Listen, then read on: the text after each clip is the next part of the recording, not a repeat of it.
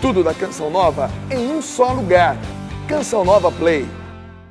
Quando falamos de envelhecimento, primeira coisa que eu noto é a preocupação com as doenças do envelhecimento que acompanha o nosso cérebro. E uma delas é a doença de Alzheimer. Então, hoje nós vamos ter o prazer de ter aqui no Mais Saúde o Dr. Gustavo Alves, que é um grande pesquisador nessa área. Ele é farmacêutico e professor universitário do SENAC. Gustavo, obrigada por você estar aqui. Você vai contar o que você está fazendo nesse exato momento, que é uma grande novidade nessa área. Bom, mais uma vez, obrigado pelo convite. O nosso projeto ele começou lá em 2013, investigando algumas substâncias presentes no sangue, que poderiam estar relacionados com o avanço da doença de Alzheimer. A gente sabe que a doença de Alzheimer não tem um diagnóstico ainda exclusivamente atribuído a um valor de sangue ou algum outro biomarcador. É a junção de imagem com alteração de comportamento e com sangue também. E aí, recentemente, no doutorado, desenvolvemos uma metodologia para fazer a quantificação de duas proteínas na saliva. Então, é um método que está em fase de validação, mas já com resultados muito bons. E agora, no pós-doutorado, lá na Faculdade de Medicina na USP, em Ribeirão Preto, a gente pretende finalizar e trazer resultados mais animadores de um diagnóstico pela saliva.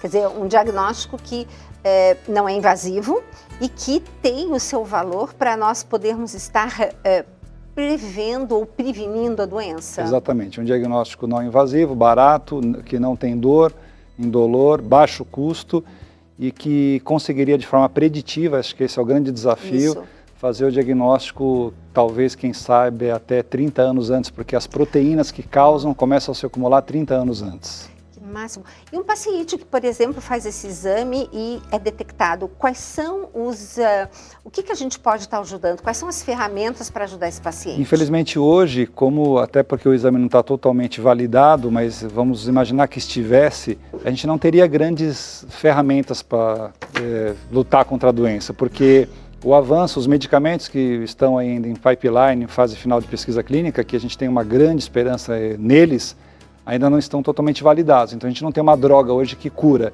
Sim. Tem drogas em fase final de pesquisa que poderão melhorar muito a qualidade de vida e proteger de um avanço mais rápido da doença, né? Conseguir prorrogar o avanço, mas deter a doença, só os medicamentos que tem hoje em dia, e eles não conseguem deter a doença ainda.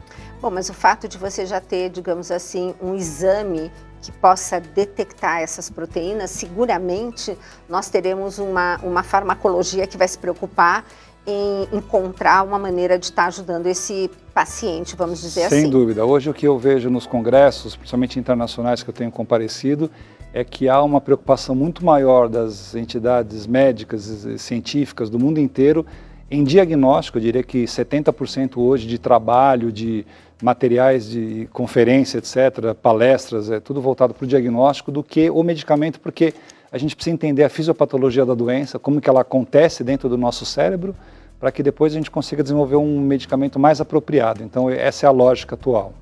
E o que acontece no nosso cérebro nessa linha da doença do Alzheimer? Por exemplo, primeira coisa, é genético?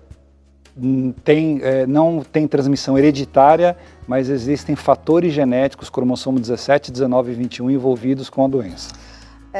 E quem tem esses... Porque isso no exame de teste genético você já consegue detectar, não? Se for a doença de Alzheimer familiar, que é aquela que corresponde de 1 a 6% dos casos, a minoria, hoje já existe um teste que você consegue detectar, está por volta aí de R$6.000, você consegue detectar a possibilidade, a probabilidade de você ter a doença. Agora, a doença de Alzheimer, que não se encaixa nessa familiar, que é a maioria, 90%, 95%, essa ainda a gente não tem um teste genético específico para ela.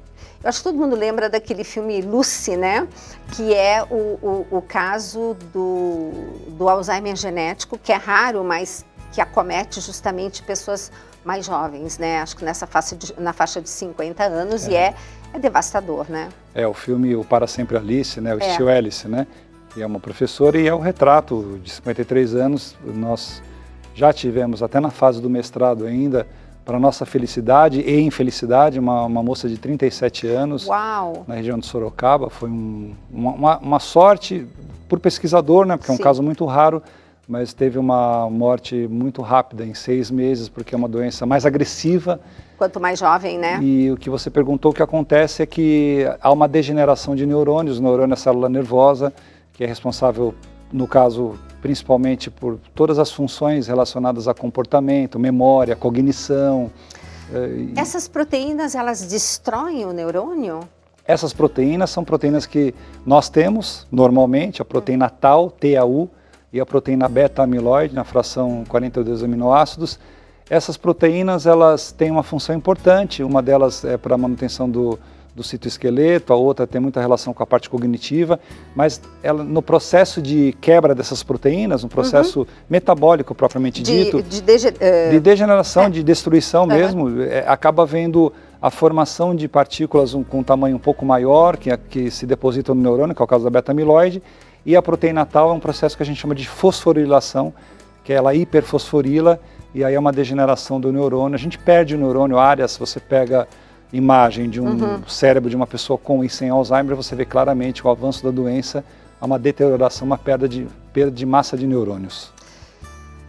Gustavo, nessa segunda possibilidade do Alzheimer, que a gente não tem aquele fator hereditário, nós aqui que estamos com o telespectador nos assistindo, onde ela vai começar a notar que talvez aquele parente, talvez aquele pai ou aquela mãe estejam começando a desenvolver a doença? Muito boa pergunta, e uma época que estive num trabalho voluntário lá no IPQ, Instituto de Psiquiatria da Faculdade de Medicina, aqui de São Paulo, da USP, nós revíamos todos os prontuários e era muito comum aquela questão de esquecer o fogão aceso, guardar objetos em locais totalmente incorretos, como sapato na geladeira, alguma coisa de comer junto com a roupa, então, e depois começar a se perder em locais familiares, começar a ter dificuldade de administrar o próprio dinheiro, dificuldade de tomar decisões fáceis do dia a dia, então isso começam a ser sinais de que a doença pode estar acontecendo.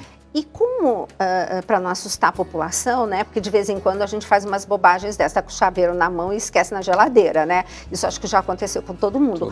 Mas como que a gente pode, de fato, perceber que precisa tomar mais cuidado? Ou então até a demência, né? Que a demência é algo muito próximo do Alzheimer, não? A doença de Alzheimer é uma demência. É uma demência, né? Ele equivale a cerca de 60% das demências. Depois vem outras demências, Lewy, Huntington, Pick, frontotemporal, vascular, próprio Parkinson, né?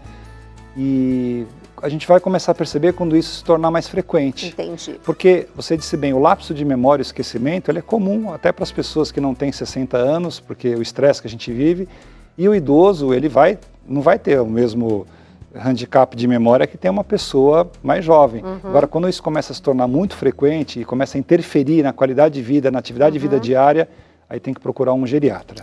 Perguntando, será que atividade física seria uma maneira também de tornar essa pessoa com um atraso na evolução ou então na manifestação do Alzheimer? Totalmente favorável. A atividade física, quando foi pensada, ela era muito atribuída à questão física propriamente dita, da barriga tanquinho, da questão de você ter um corpo sarado. E o que a gente sabe, isso de 10 anos para cá, só muito recente, é que a prática da atividade física moderada, ela aumenta a massa branca. Então ela promove expansão neuronal, ela melhora o funcionamento do cérebro. Você praticar atividade física moderada é uma atividade para o cérebro. Porque, gente, o cérebro a gente descobriu que ele não é estático, né? E ele tem uma plasticidade, não é isso? Tem a neuroplasticidade. A gente tem um berçário de neurônios? Nós temos uma possibilidade, nós temos uma viabilidade de, ao perceber que há necessidade de aproveitar melhor uma área que não está sendo, talvez, que esteja comprometida, que hajam neurônios ou conexões interneuronais que façam essa atividade, que substituam essa atividade. Então, desmistifica aquela ideia que muitos dizem que o neurônio, quando morre, a gente não recupera. Claro que não como uma criança, mas se sabe hoje que até 90 anos, um trabalho do Instituto Karolinska da Suécia, até 90 anos você produz neurônios, não numa quantidade proporcional a uma criança, mas produz. Gente, eu acho que isso aí a gente fecha com chave de ouro o programa Mais Saúde, porque o corpo humano é maravilhoso, né?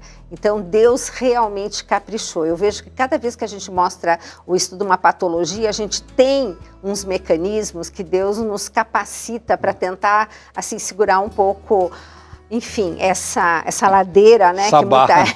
Exatamente. Bom, Gustavo, muito obrigada, parabéns pelo seu trabalho. Eu acompanho o Dr. Gustavo há muito tempo e fico encantada com os esforços e cada passo que você avança, por isso que eu quis te trazer aqui e compartilhar com vocês as novidades nessa área. Agradeço profundamente você estar aqui conosco. Tá, muito obrigado e espero voltar outras vezes. Com certeza. Pois é, gente, então olha que coisa boa, né? Novidades, então, mas... Olha aí, estilo de vida novamente fazendo a diferença. Então, vamos caminhar? Hein? Então, dê um passo a mais por Jesus. Um beijo grande e até o próximo programa.